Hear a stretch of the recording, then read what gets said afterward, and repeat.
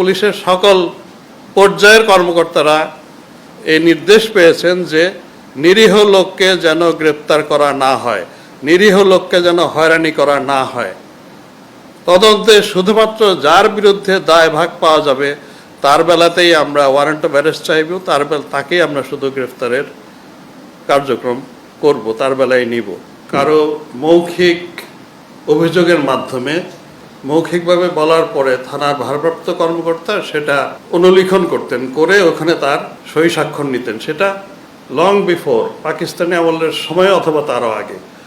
এখন যেটা হয়েছে মোস্টলি, যেহেতু এটা হয়তোবা আমাদের শিক্ষিতের হার বেড়েছে, সবাই নিজের হাতে লিখে নিয়ে আসেন এবং যখন একজন কমপ্লেনেন্ট, যাকে আমরা আইনের ভাষায় বাদী বলি, উনি যখন নিয়ে আসেন তখন আমাদের উপরে এটা, আমাদের আইনে এটা ইটস এ কম্পালশন, আমরা এর বাইরে যেতে পারি না। ওইটা আমাদেরকে পুলিশকে মামলা হিসেবে রুজু করতে হয় এবং এখানে ইট ডাজন্ট ম্যাটার যে এটা সত্য না মিথ্যা, এই যাচাই করার আমার কোনো সুযোগ নেই।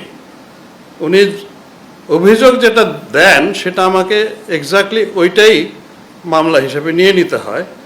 এরপর তদন্তে গিয়ে আমি দেখি যে আসলে কতটুকু সত্য কতটুকু মিথ্যা। সত্য অংশটুকুই আমরা তদন্তে উঠিয়ে নিয়ে আদালতের কাছে পাঠাই যে এই অপরাধটা হয়েছে।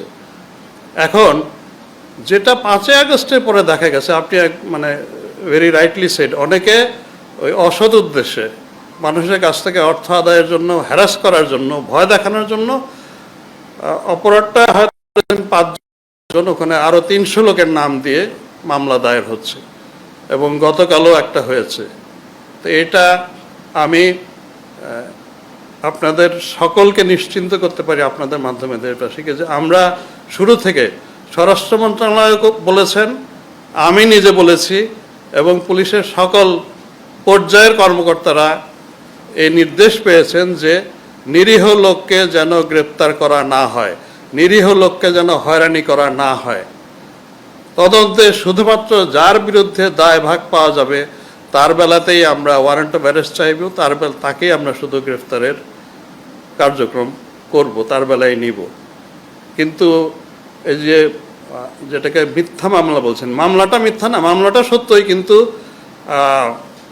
অতিরিক্ত আসামির সংখ্যা বাড়িয়ে দেওয়া, এই জায়গাটা আমরা বন্ধ করতে পারছি না। এটা আসলে আইনে আমাদের এই সীমাবদ্ধতাটা রয়েছে। আসলে দেশ আলটিমেটলি তো রাজনীতিবিদরাই চালাবেন, তারা তো নিশ্চয়ই সবচাইতে বেশি বোদ্ধা এবং দেশের কল্যাণ, মানুষকে এগিয়ে নিয়ে যাওয়া, নেতৃত্ব দেওয়া, এটা তো আসলে ওনারাই করেন।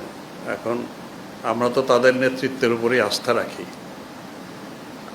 আমরা বরাবরই বলে আসছি যে অনেক দেশে আছে যে পুলিশের ফাংশনাল অংশটুকু, মানে অপরাধ তদন্ত, গ্রেফতার, এই অংশটুকু কোনো একটা স্বতন্ত্র বডিতে দেওয়া, যেটাকে আমরা স্বতন্ত্র পুলিশ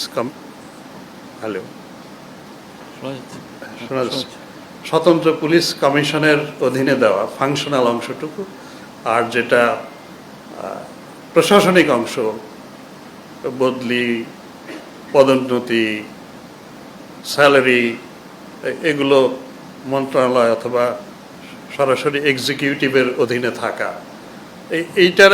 এই ব্যবস্থাটা কোথাও শ্রীলঙ্কাতেই রয়েছে। সম্ভবত এইটা একটা উপায় হতে পারে, কিন্তু প্রথমে আমি যেটা বললাম, আসলে তো রাজনীতিবিদদের উপরে তো আমাদের আস্থা রাখতে হবে।